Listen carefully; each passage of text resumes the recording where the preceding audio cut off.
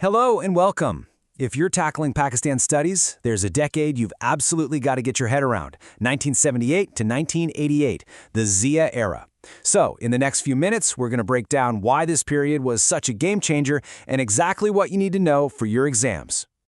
So, this is really the big question we're looking at. How did one man's vision for Pakistan's identity at home get so tangled up with a massive superpower conflict right on its doorstep?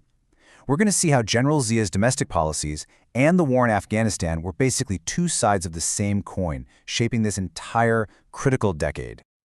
The decade kicked off with a huge shift in leadership. You see, when General Zia-ul-Haq came to power, he didn't just make a few small changes. No, he brought in a completely new ideology that was set to change the entire direction of the country. And this comparison right here, this tells you everything you need to know. Pakistan was making a sharp turn away from the more liberal style of the previous government. General Zia's vision? Totally different. He was focused on building a state that was, from the ground up, based on strict Islamic principles, a really dramatic pivot. So what was this new approach called? Well, it had a name, Islamization. And this one policy would become the absolute centerpiece of his government at home, touching pretty much every part of Pakistani society. This was it. This was the pillar of his rule. Islamization meant he was actively changing laws, changing society to fit a very specific idea of Islamic principles. Now, for your exams, it's not just enough to know what it was. You've really got to understand why he did it.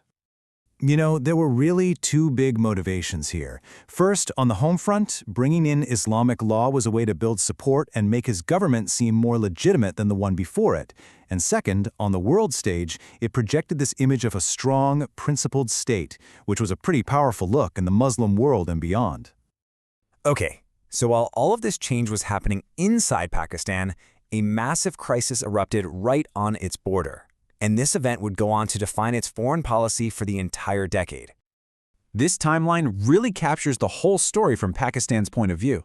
It starts with the absolute shock of a Soviet invasion next door, and it ends almost 10 years later with a peace deal where Pakistan wasn't just a neighbor, it was a major player at the negotiating table.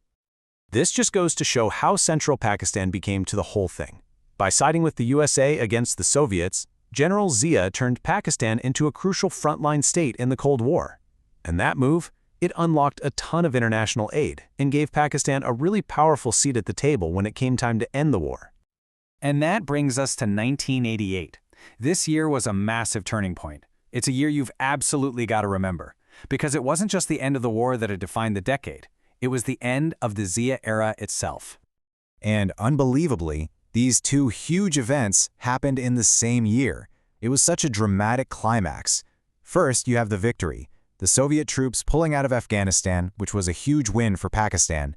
But then, just a few months later, the tragedy, General Zia's death in a plane crash, bringing his entire era to a very sudden and shocking end.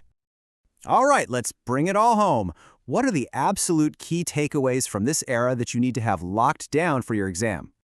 These are your headlines. Remember the connection between his policy at home, Islamization, and his focus abroad on the Afghan war. If you can explain how those two things define this era, you're on your way to getting top marks. And here's something to think about as you continue your revision. The war may have ended in 1988, but its consequences certainly didn't.